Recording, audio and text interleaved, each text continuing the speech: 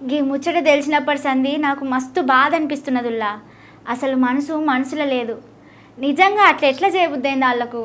వాళ్ళు సుతం ఒక తల్లికే పుట్టుంటారు కదా, వాళ్ళింట్లో సుతం ఆడోళ్ళు ఉండుంటారు కదా. ఇంత కనికరం లేకుండా అసలు ఇట్లా చేస్తారా? వాళ్ళకు అక్క చెల్లెలు లేరా? వాళ్ళకు బిడ్డలు లేరా? అసలు తలుచుకుంటేనే గోస అనిపిస్తున్నది. ఇంత ఘోరం ఎన్నడూ చూడలేదు. తల్లులని చూడలేదు, తల్లి వయసున్నోళ్ళని చూడలేదు, పొట్టతోటి ఉన్న మనిషి అని చూడలేదు. అచ్చం రాక్షసుల లెక్కనే ప్రవర్తించిర్రు. ఇంత సుతం మానవత్వం లేకుండా ఆడోళ్ళ మీద ఏడవడితే ఆడ చేతులేసి చెప్పరాని బాధలు పెట్టిర్రు పాపం. అంత తాండలా గుడి 5 మంది ముసలోళ్ళు ఉండరు, మగ పిల్లలు మొత్తం ఆడోళ్ళమే ఉండవు.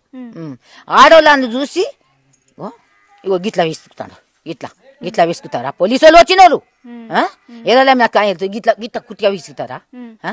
ఇట్లా చేస్తారా ఆడోళ్ళని? నయ్య ఒక్కటి కొట్టంగా రాత్రి వచ్చి కరెంట్ తీసి ఓన్కి హత్కారం ఉండదా? ఫార్మా కంపెనీ వద్దు, మా భూములు గుంజుకోవద్దని కలెక్టర్ సారును ఆఫీసర్లను ఊర్లకెళ్లి ఎల్లగొట్టిన లగిచెల్ల రైతులను అరెస్ట్ చేయనికే పోలీసోళ్ళు అదే నాడు అర్ధమరాత్రి ఊర్లకు ఎగబడ్డారు. కరెంటు తీసేసి ఇంట్లో ఉన్న మొగోళ్ళందరినీ పట్టుకపోయిర్రు. చిన్న పిల్లలున్న తల్లులున్నారు, తల్లంత వయసున్న పెద్ద మనుషులున్నారు, పొట్టతోటున్నోళ్ళున్నారు, పెండ్లీడికొచ్చిన బిడ్డలున్నారు.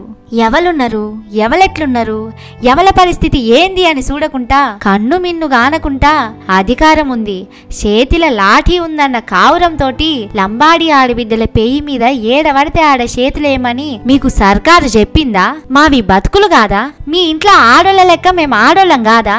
మాకు ఆత్మగౌరవం లేదా? మేం చేసిన తప్పేంది? మేం చేసిన అన్యాయం ఏంటిది అని లగిచెల్ల ఊరి లంబాడి ఆడబిడ్డలు కండ్ల నీళ్లు పెట్టుకుంటా అడుగుతున్నారు తెలంగాణ పోలీసోళ్ళను. మహాలక్ష్మి, గృహలక్ష్మి అని పథకాలకు దేవతల పేర్లు పెట్టి సెంటిమెంట్లతోటి నటించే షేయిపాటి సర్కారు మీరందరూ నా అక్క చెల్లెళ్ళని మైకు పట్టుకొని మాటలు చెప్పే సీఎం రేవంత్ సార్కు లగిచెర్ల గిరిజన ఆడిబిడ్డల కండ్ల నీళ్లు కనబడతలేవా?